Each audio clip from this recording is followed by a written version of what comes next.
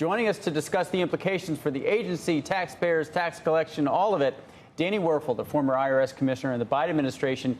He's now an executive in residence at Johns Hopkins University's School of Government and Policy.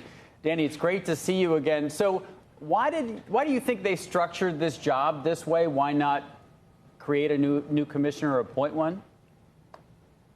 Well, I think right now it's crunch time at the IRS. They have to get ready for filing season, which is coming up in January. And in the first 10 months of this administration, they've had 6 different leaders.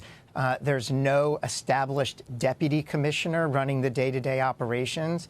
And that's a lot of volatility at the top of a very complex process and organization.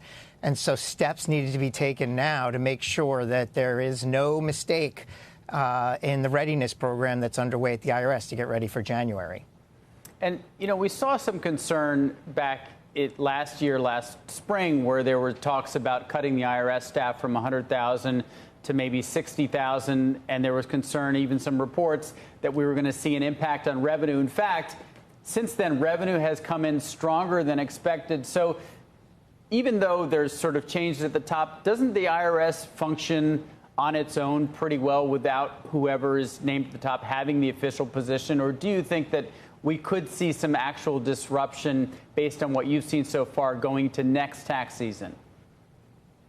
Well, there's a lot in that question. Let me give you a window inside the IRS Commissioner's office. First of all, the IRS is largely a customer service organization.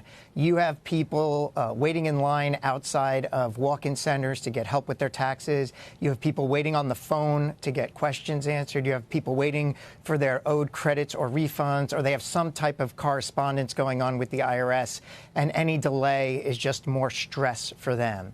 And inside the commissioner's office, what you're doing is you are solving problems. Sometimes those problems don't need to go all the way up to you. Sometimes they do. And what's absolutely important to make sure that all those operations are running smoothly is that there's clarity on who needs to solve what problems, and that you can get access to the right people. If you need to get access to the commissioner, you get access to the commissioner. And solving those problems can mean less wait times, less paper backlogs, and just better customer service. And so my concern right now is with the Treasury Secretary having a huge job just running the Treasury Department, how often is the IRS team going to be able to get to him to solve the many problems that will emerge in the coming months? I think it's really important for the SSA commissioner coming in to establish the issues that he will decide versus Mr. Bessent. And they also need to make sure that people have access to them at the IRS.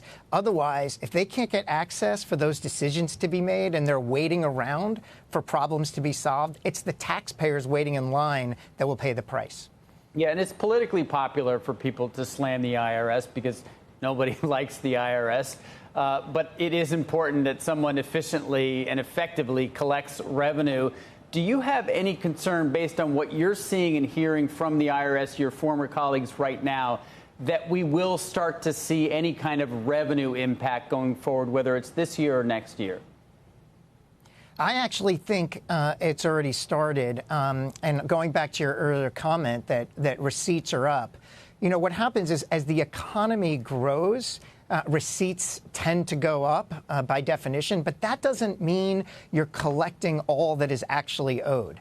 Every year, the tax gap, as we call it, the difference between what is owed and what is paid is $700 billion a year.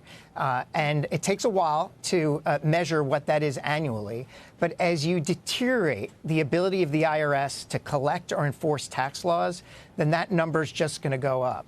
And what I like to tell people is a smaller IRS, a less effective IRS, a messy IRS will not mean lower taxes for you. Only Congress decides whether your taxes are higher or lower.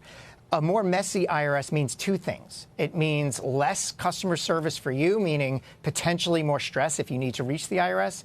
And it means that those who choose not to play by the rules will end up, shifting the burden of funding this government from them to you if you're going to play by the rules. So I always say, look, it's not popular. Being at the IRS, you know it's not a popular job, but it is essential to have a functioning tax authority and tax system for a high-performing government and a high-performing nation like the United States.